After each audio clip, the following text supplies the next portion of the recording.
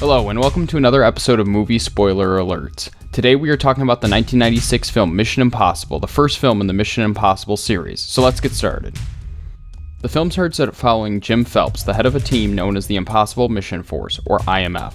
The team is being used to intercept a man in Prague who is trying to steal the IMF non-official cover list, also known as the knock list, which links code names of agents to their real names. This would be highly valuable to those who want to get rid of these agents. However, the mission goes wrong, and nearly the entire team is killed, including the team lead Jim Phelps and his wife Clare, all except Ethan Hunt, who does survive. Ethan sets up a meeting with the IMF director, Eugene Kittredge.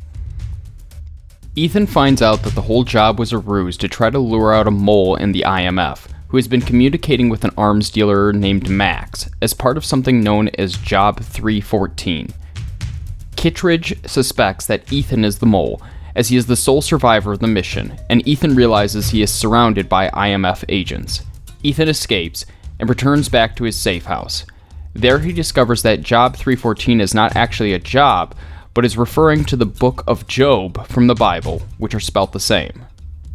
While at the safe house, Clare, Jim Phelps' wife, returns, explaining that she ran from the car she was in before it exploded once the mission was aborted. Ethan sets up a meeting with the arms dealer Max, who turns out to be an older British woman, and Ethan tells her that he will give her the real knock list in exchange for $10 million and the identity of Job, who is the mole in IMF. Ethan recruits Luther Stickell, a computer expert, as well as Franz Krieger, a pilot, in order to break into the CIA headquarters to steal the real knock list.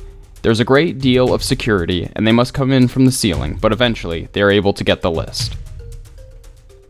Kittredge finds out that the list has been taken, and has Ethan's parents arrested on trumped-up charges to get Ethan to call him. Ethan intentionally lets them track him to London to bring the IMF to him. Ethan runs into Jim Phelps, who he had previously thought was dead. Jim tells Ethan that Kittredge is behind the whole attack, which Ethan pretends to agree with, but Ethan realizes that Jim is the mole, was the reason his team is dead, and is really Job. They part ways, but Ethan is uncertain if Jim's wife Clare was involved or not.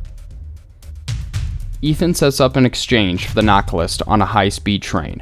While Max attempts to verify the list, Ethan takes the $10 million and Clare comes to meet him. However, Clare reaches the baggage car and meets with her husband Jim, where she talks about whether they should kill Ethan or not. However, Jim is not actually Jim, but Ethan wearing a mask, in a ploy to test whether Clare is working with Jim. The real Jim appears and takes the $10 million from Ethan. Ethan puts on glasses with video capabilities to relay to the IMF agents aboard the train that Jim is still alive. Jim tries to shoot Ethan, but Clare ends up taking the bullet. Jim climbs to the roof of the train, where Krieger, the pilot that Ethan used earlier in the film, is waiting to airlift him off the train.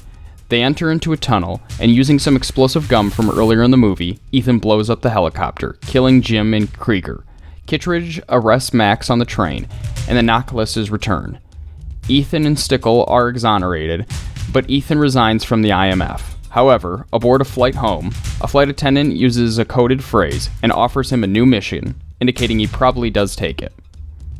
Well, that was the spoilers for Mission Impossible. If you have a film you'd like to see me spoil, please let me know in the comments below. Check out movie spoiler alerts on our various forms of social media listed below, and remember to like and subscribe. Thanks for watching.